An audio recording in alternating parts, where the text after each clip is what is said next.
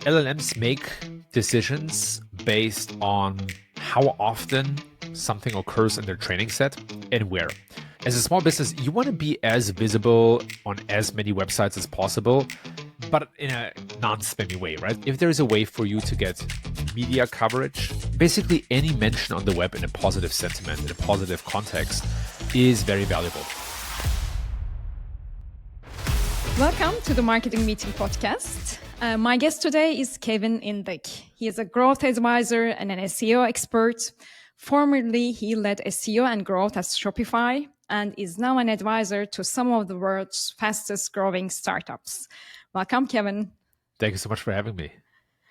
Where does this podcast find you?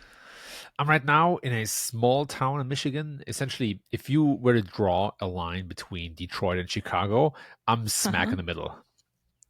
Oh, I mean, I haven't been to Chicago. I haven't been to Detroit. I haven't been to Michigan. But I'll try to make it before the winter comes this time. Highly advisable. There are two questions that I ask every guest at the very end of the podcast. And today I decided to bring those questions up forward because one of my listeners said, okay, I mean, like the best question is at the end. The question is, first of all, what's your favorite coffee place in Michigan? Michigan is tough. I lived for many years in San Francisco in the Silicon Valley. And there, my favorite coffee place is called Phil's with a Z. Amazing pour over. I did a lot of work there. Fantastic environment. Here, it's a little trickier to find something like Phil's. But I would say, because I live in a small kind of town here, so there's this massive coffee culture.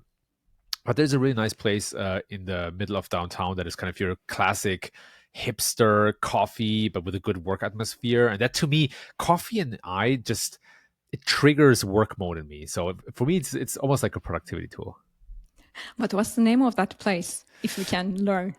Let's check it out. Okay, I have to say, I'm not exactly sure, but I'll grab it for you in a second because my specialty is search. It is called Fourth Coast Cafe and Bakery. Wow. Okay. And when you go there, is there nowadays a favorite book that you would recommend to the listeners? Oh my, there are some books that I just keep coming back to. I don't like rewatching movies or TV shows, but there are some books that I think every time I reread them, they provide an incredible amount of value and they have a different taste. And I think it's because you are in a different situation in your life. And the one that I would pick is called the 15 Commitments of Conscious Leadership. The 15 Commitments is a book about a collection of principles. It's not just for leaders. Obviously, I've read the first time when I was in people management. I led large teams and organizations at tech companies. And it is also an incredible guide for life. I find the values and the value and the lessons in the book to be absolutely profound. And so I always have my nose in that book at some point of time because it's a good reminder and there's so many new things that you miss the first time you read it. Mm-hmm. I'll definitely check it out because I'm about to finish the book that I have and I made it an effort to finish a book and then order the new one or buy the new one. So I don't pile up anymore as I used to, but I'll check that out. As you might imagine, I have questions about SEO. And back in the early days, SEO was about stuffing keywords into blog posts, into the websites, and trying to rank high on Google. But this has changed. Can you explain a bit about what has changed and the modern SEO of today? 100%. It's interesting because I would say there are several eras of SEO. The beginning, as you correctly said, very spammy, very hacky. I started at the tail end of that, so I was never too deep into these kind of hacky things, but SEO certainly had the rep back when I started that it was a spammy and hacky thing. And so I was lucky that it kind of became something that now almost every company adopts as their marketing mix. And so the second era, which I would say started probably around 2008, um, was much more, was a bit more measured. Google penalized too much stuffing, too much aggressive link building. So they really started to implement some laws, I would say, in search, because it became, so popular and such a fruitful channel for so many companies. And then I would say the third era was that probably started around 2016 and lasted until, I would say, 2022. And that era was much more refined. So Google was understanding much better what users want. Google augmented the search results with features like maps or image carousels or YouTube videos. And it was generally, one of these eras where you still had a good idea of all the different things that work. You got clear feedback signals from Google, but it wasn't that hacky to spend money anymore. It got wide adoption. The era that we're in right now, that started about 2 to 3 years ago, you could probably already imagine what that is, and that's the AI era. So now we're in a place where Google not just answers questions directly in the search results instead of sending users to websites, but we also see a lot more competition to Google from ChatGPT, but also sometimes from smaller platforms like Pinterest, bigger platforms like Amazon, TikTok. So there's a fragmentation, there's obviously AI, and it leads to a completely new sets or one set of new ways to go about SEO. And in the earlier era, which is before 2022, this AI craziness, just was obvious around everywhere. I think we already started talking about that the website quality, the user experience, the links in the back, and everything was getting more important. And we will have to provide some trustworthy content to our readers. Has that changed? That fundamental thing has changed on this new era? No, I would say that fundamental is stable. It's actually very interesting because Google is in at least two very public and big lawsuits right now from the Department of Justice. And within that lawsuit, or at least within one of the lawsuits, Google is actually more or less forced to explain how they went about ranking for many years. And one of the surprising findings is that Google has looked at clicks and user behavior for way longer than we thought. So when SEO started, we thought it was just about keyword stuffing and backlinks, and then content became more important, and then eventually user experience became more important. And we thought this is kind of natural progression from very technical factors to more softer factors. And what's actually true is that the soft factors were always kind of in there, which is fascinating. But long story short, the main ingredients to the pie are not changing. It's still the same recipe to make the dough, but the frosting changes, and maybe some of the decoration changes a little bit. Maybe some of the ingredients are replaced for slightly different, ingredients like vegan-friendly ingredients or something like that. So the basic composure is the same, but some of the details are different. And because SEO is so marginal and incremental, these details can matter a lot.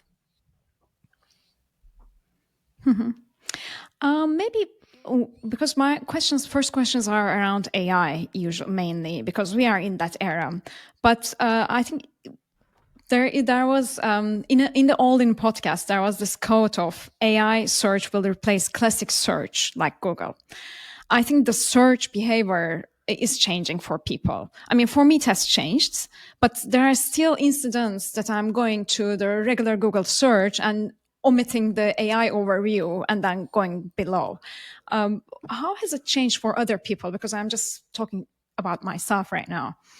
Sure. It's fascinating because I just published this big usability study about how people actually interact with Google's AI answer.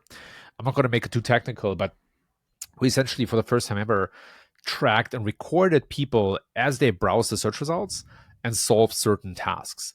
And one thing that we find, or I mean, there's lots of findings, but one thing that's really surprising is that trust is an absolute core ingredient to the experience, which means that users select sources or search results based on whether they trust the brand or the company, and then whether they think it answers their question.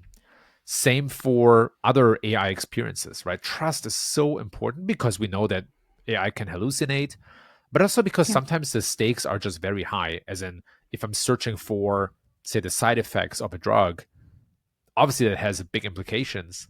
And so I want to make sure that the answer that I get is trustworthy. And with AI, that's people are still very skeptical, and rightfully so. So yeah, anyway, long story short, one of the big aspects of succeeding in this AI world, wherever you are, however big your business is really a trust first mindset, which means you Mm-hmm. need to position yourself and put yourself out there in a way that it fosters trust. So maybe the price in some cases is less important.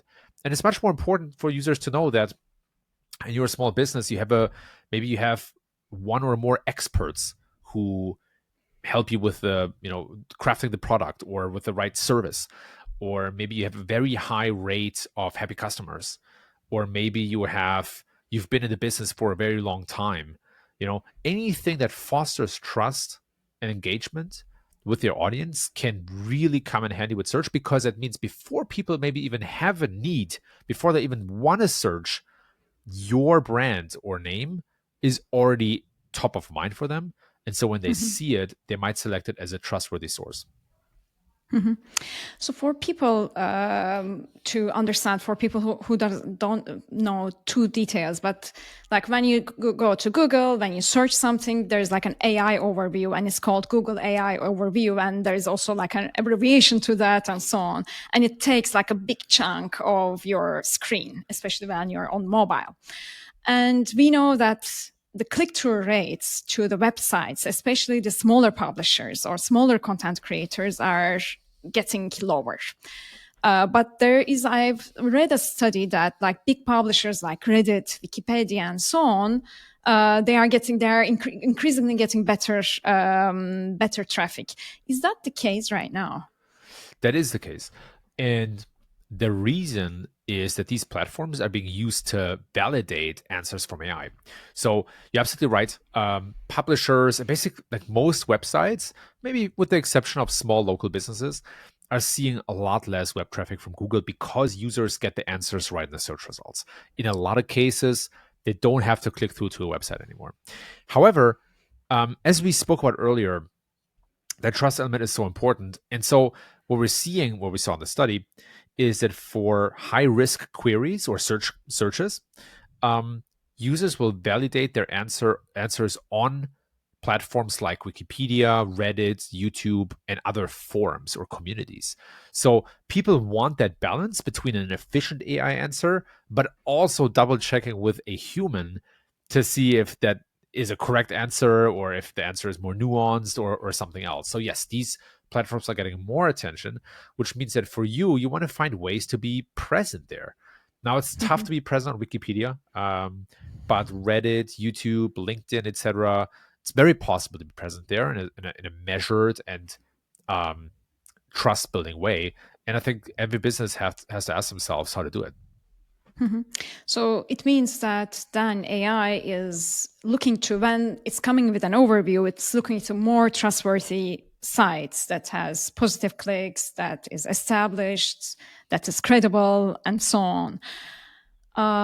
This just, I think monopoly is supporting monopoly type of thing. And it's just like, I can't imagine a small business owner just hanging in there with that.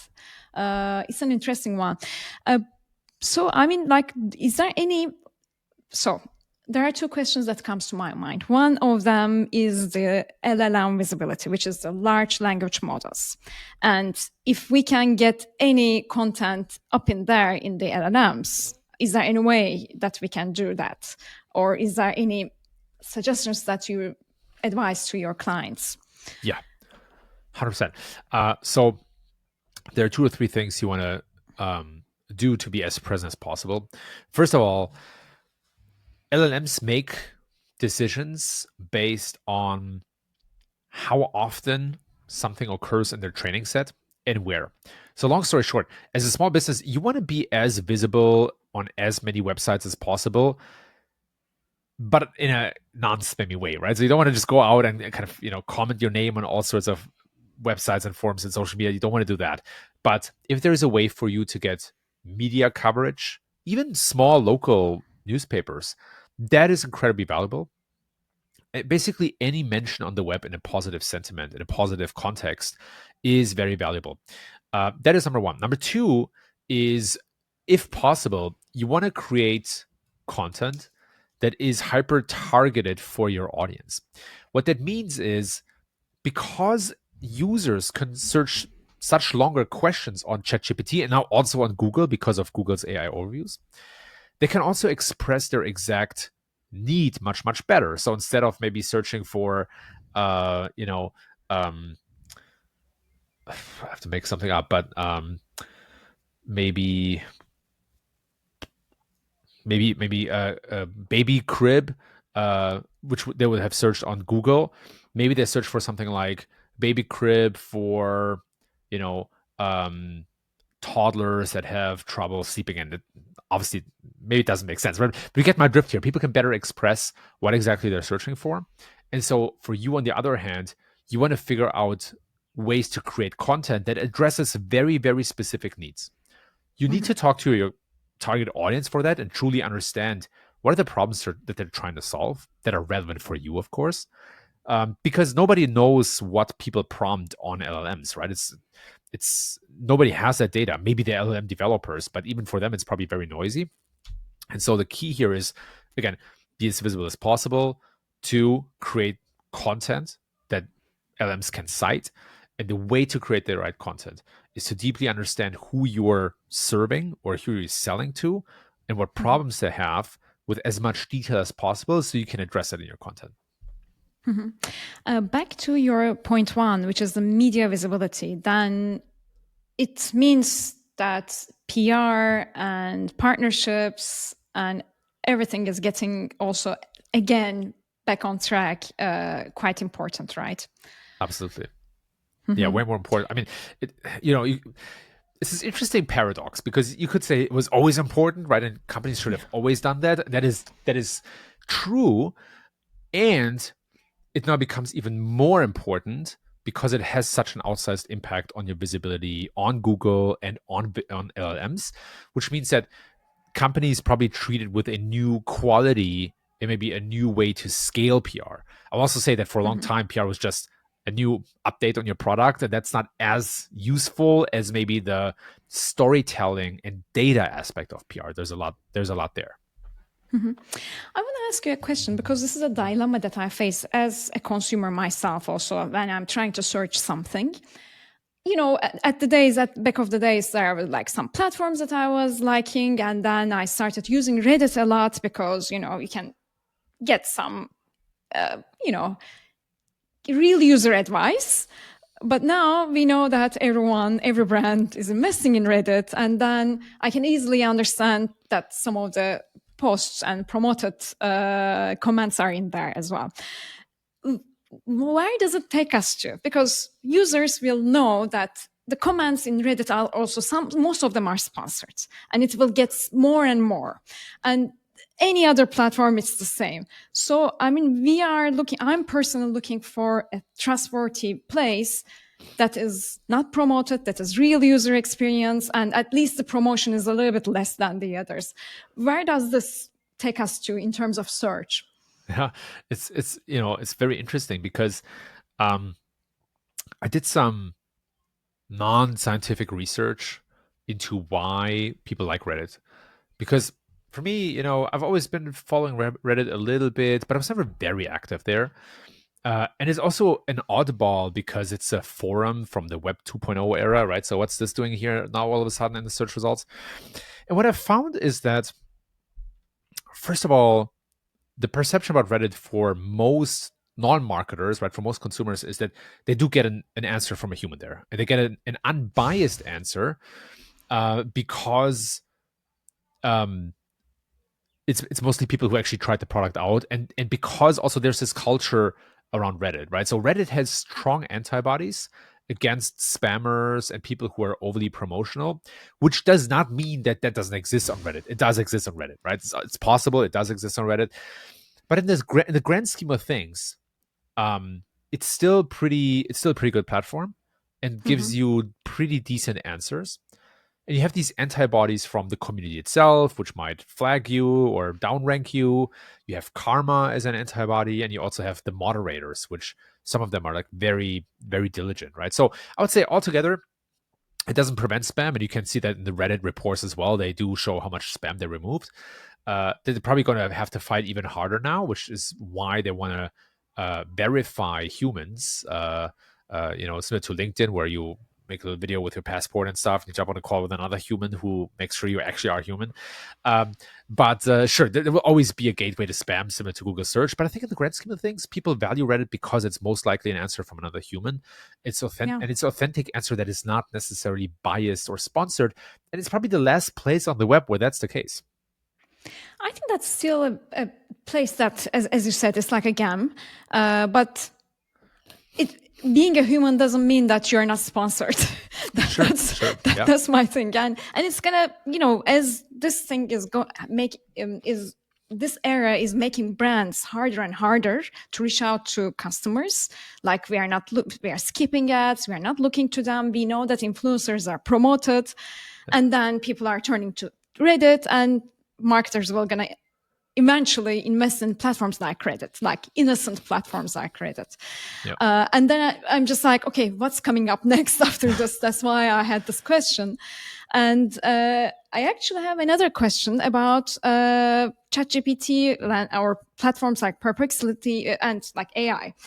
And as they are becoming places for us to do search, there are two aspects to that. First of all, they are collecting a lot of data from us, and they are now ready to customize this data to serve us ads soon, probably.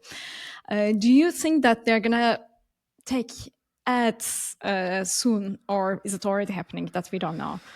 Yeah, it's interesting because there is a slide deck about OpenAI that shows that they might look into advertising next year.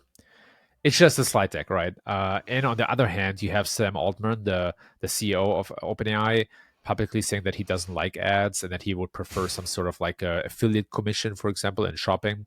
So let's see. I think ads down the line are probably inevitable. And I respect them for starting with a subscription model. But I think something like Netflix is probably going to be most likely, where the free tier has some ads and then you can pay to basically not have ads.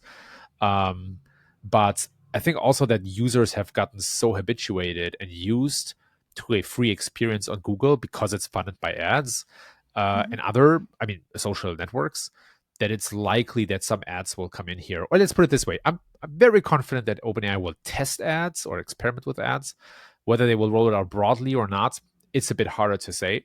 I also personally wish that they somehow figure out a way to not use ads. I think, look, like I'm saying that as somebody who has ads in his own newsletter, right? So I also do have sponsorships and advertising, but I think many platforms are too crowded with ads and it makes for a poor user experience.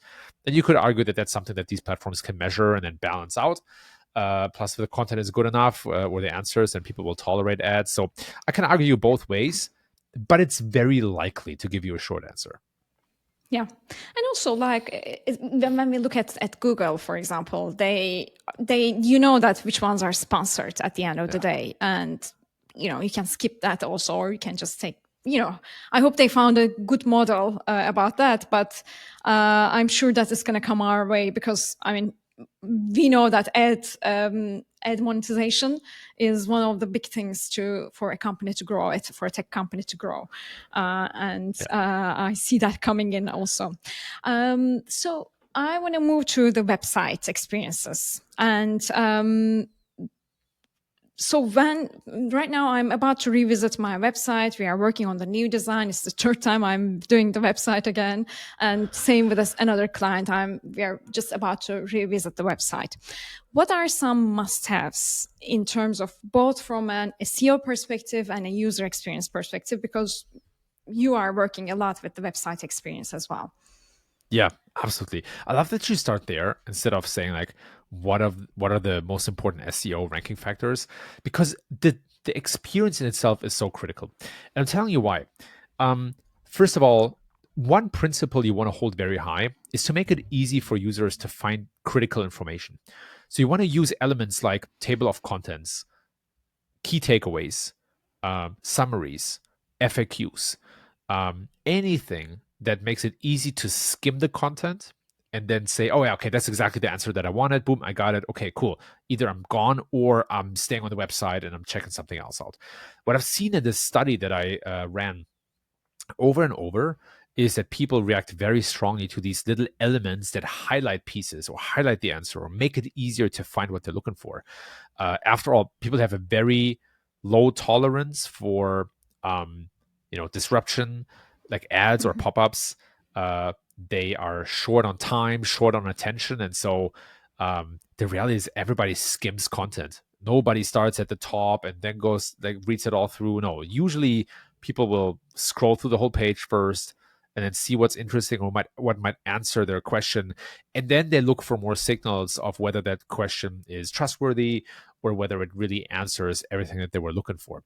So these elements are critical. Good headings, right? Like um, I think there's two ways to go about headings.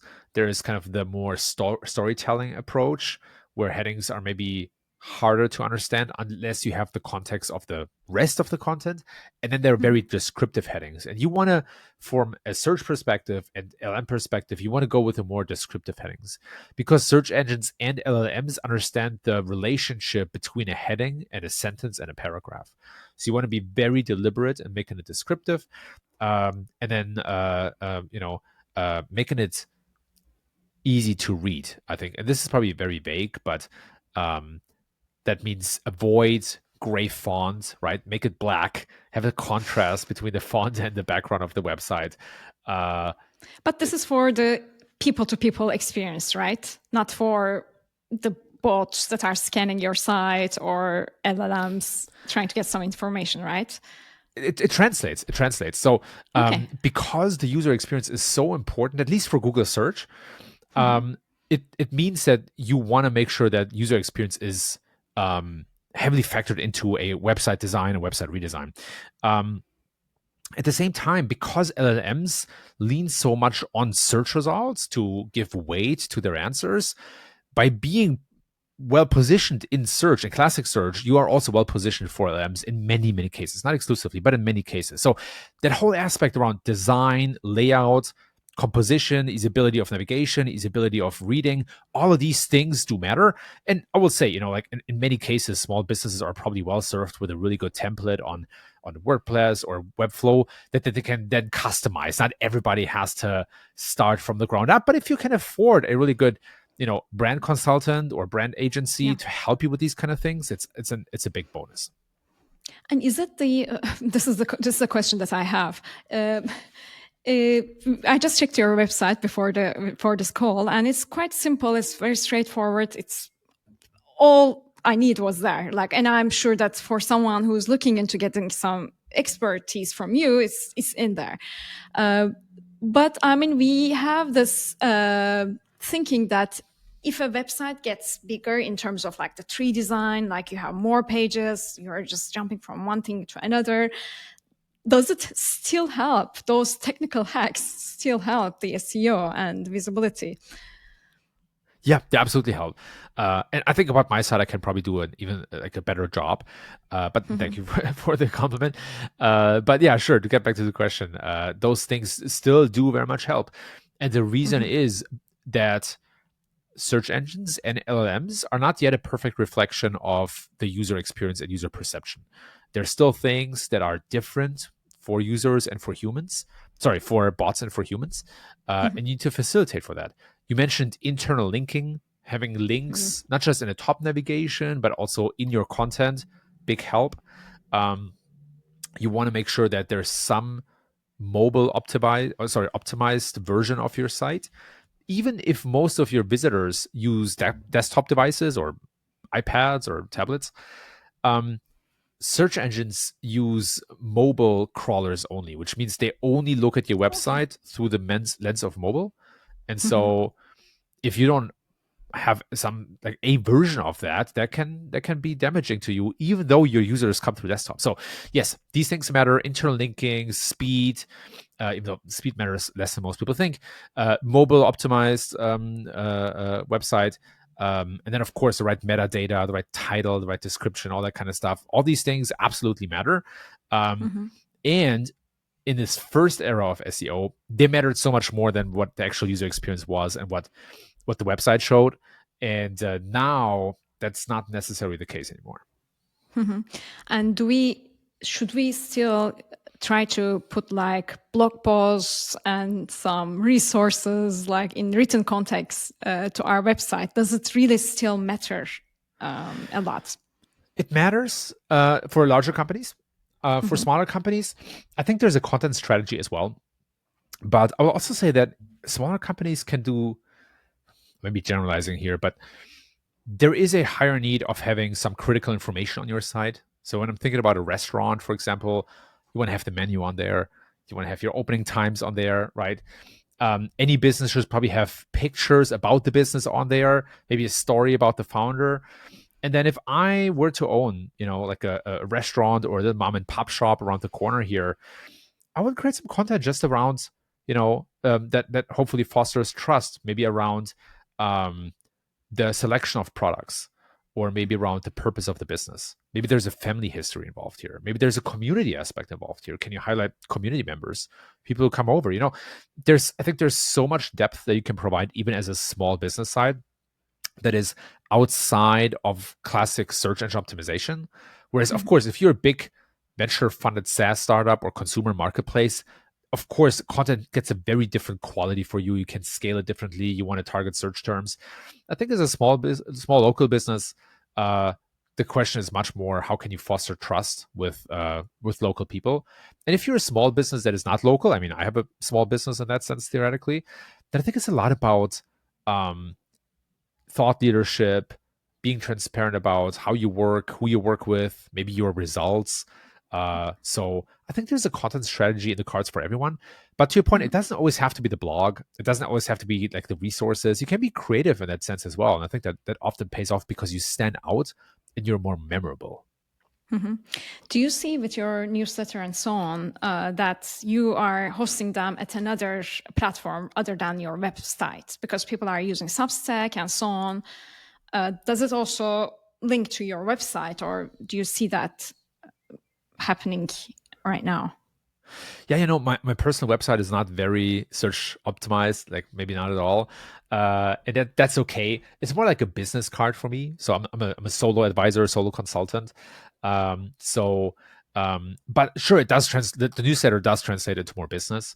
It's now at 19,000 subscribers. And there's a light link in the about section on my newsletter or on my Substack over to my personal site.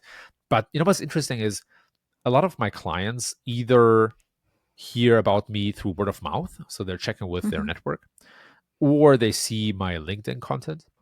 And then when they consider me as a potential partner, they check out my content to validate how I think, and kind of, I hear this all the time. It's not the first source of how they found me in most cases, but it's more the second or third source to kind of check out how does Kevin tick? How does he think about these topics and all that kind of stuff.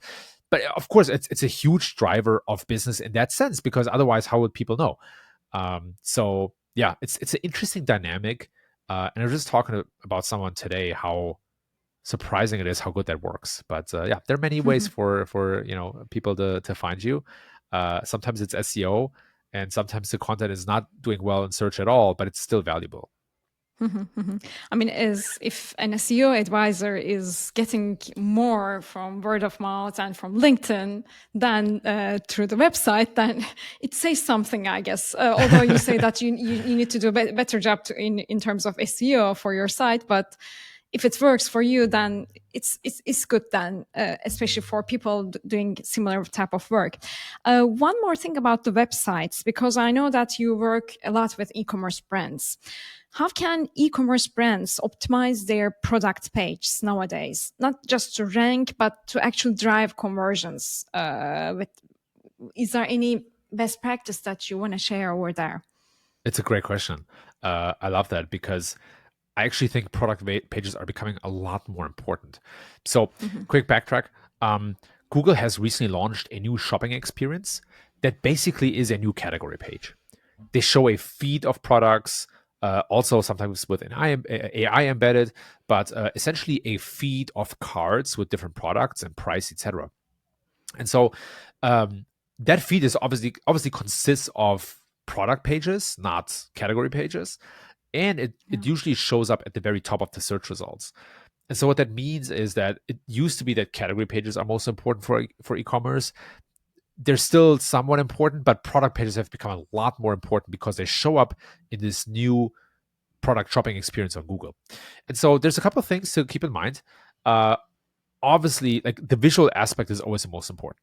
So images, having good product images, several from different angles. If you're selling fashion, for example, you want to show how it looks like on a person and maybe not on a person. So make it visually easy for people to understand all the aspects of the product, close-up shot, further away shots, all the different things, maybe video. Second, you obviously want to highlight price.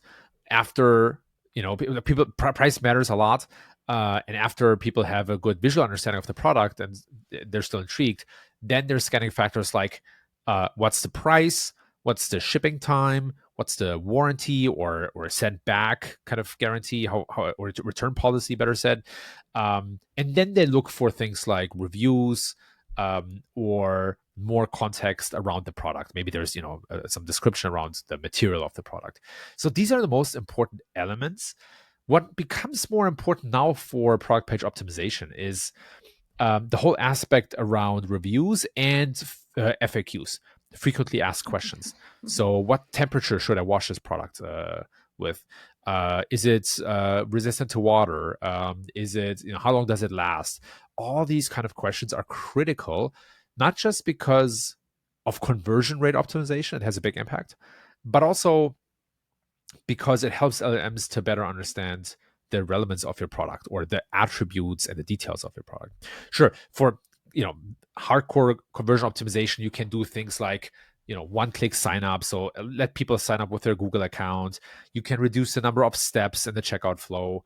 You can offer buy now, pay later plans with Klarna or with Later Pay or one of these other companies. Credit card payments, obviously. And so those things matter as well. But what's so much more interesting is that when you do a good job selling the product, like you were in a store, then some of these hurdles of checkout and payment don't matter as much because people are much more willing to overcome them. Whereas if your product is maybe, they're not so sure, but they know they can return it if they don't like it, then maybe some like a poor checkout can actually turn them off and can prevent you from making the sale. Is there any, I'm sure that there are some common mistakes that e-commerce companies are doing. Is there any one or two top common mistake that you see e-commerce brands are doing on their sites? Yeah, I think not providing enough detail is one critical aspect because I think maybe some companies know this, but I would argue a lot of companies don't invest the time to truly understand their audience. And so there might be something that they're looking for that is critical for their purchase decision. So maybe some people really care about the sustainability aspect of the product. If that's not reflected in the content or somewhere on the page, they might not buy the product from you. They might buy it from someone else. So I think not enough content is probably the biggest sin. And I would say the second biggest sin is just poor product images, not having a video, having the wrong angle of the product. You really want to invest in high quality product photography, again, video, and being very mindful about the angles and the ways that you present the product. And it's the same thing in a shop, right? If you go to a store, and again, if we stick with fashion, and everything is cluttered and it's hard to find, or there are too many products, then it's a big turnoff for people. Whereas if it's well presented, the chance that somebody buys it is so much higher because you can fall in love with that product faster. Or even if it's about price, right? It doesn't always have to be high-end fashion. If it's about price, and it's hard for you to figure out where the products are that are on sale, or see the price of the product quickly, then you might also not buy, right? So all these things kind of translate to the online experience. And the biggest sins that I see people make or companies make is that they don't think enough about reflecting or translating that in-store experience to the online world. That's a good thinking. Have you experienced any AI generated photography? Because you mentioned that photography, high quality photography, is very important in an e-commerce site. Have you experienced any AI generated photography lately? I have. I haven't yet found a tool or a model that doesn't at least need a base shot, so at least one picture of the product. Where AI is really good is making variations and presenting the product in different contexts. So again, is it all by itself? Is a fashion product worn by a person, or is it, I don't know, like hanging down or Color something? change, yeah. Color change, all these kind of things. That's where AI is really good at. And but you still need, excuse me, at least one really good shot of the product for the AI to make sense of it.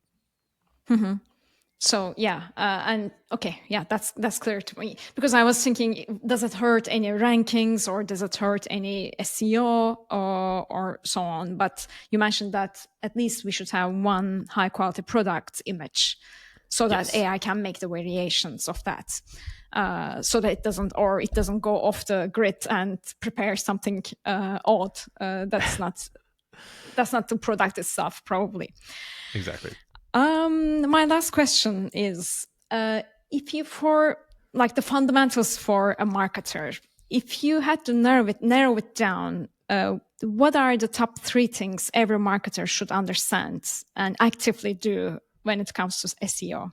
Yeah. Hard question though, but No, I think I think it's a really good it's just question. We 3. don't ask it enough. So okay, 3 things. I have a little bit of a, I don't say a problem, but something that bothers me is how little as marketers we talk to our target audience.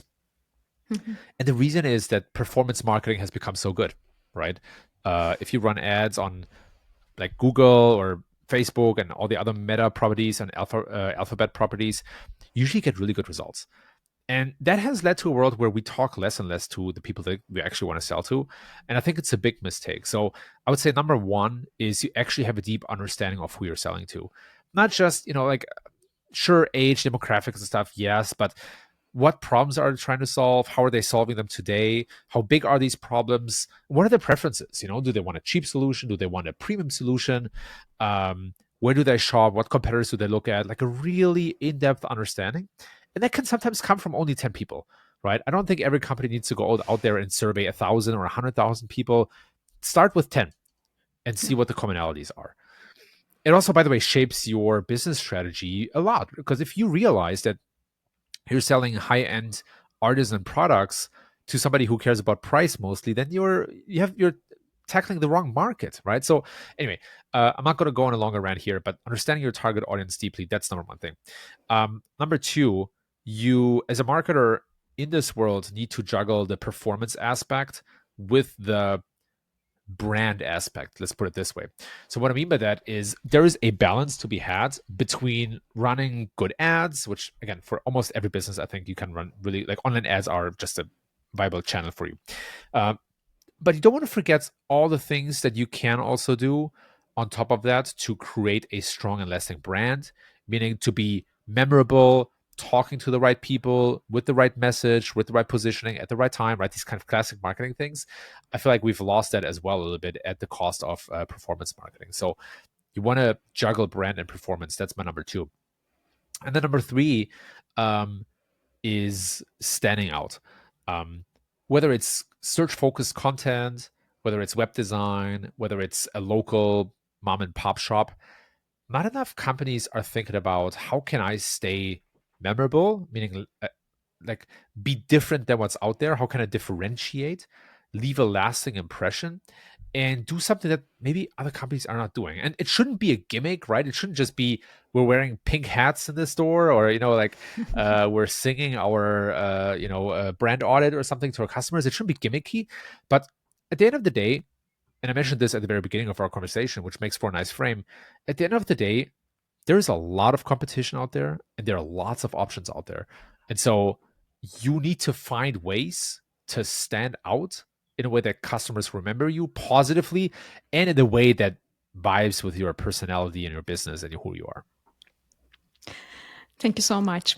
Yesterday, one of the podcasts, someone said that there is a barber close to his house, and his name is A Barber Near You. So the guy was like, Nice. This is so funny. It's just like he's standing out in Google search, probably A Barber Near You. Yep, I've seen those things a couple of times pop up. It's such a symptom, but it's also funny. Yeah, well, I mean, I've heard it for the first time. Anyway, thank you so much. And for listeners who want to learn more about you, is it the newsletter that they should check out, or the LinkedIn page, or the website? Yeah, all of the above. All of the above. Check out, LinkedIn. Feel free to DM me and be patient with me because I have a full inbox all the time. But reach out or through my website. And the newsletter is obviously where I share as much as I possibly can about the things that I learn and observe and study. So all of the above, I would say. Thanks so much, Kevin. And I hope we'll have the chance to get coffee either in New York or in Michigan in the small coffee shop that you have. Yeah, I love it. Or we go to your favorite coffee shop, one of the two. Okay, 1 over 2. Thanks so much. Thank you too.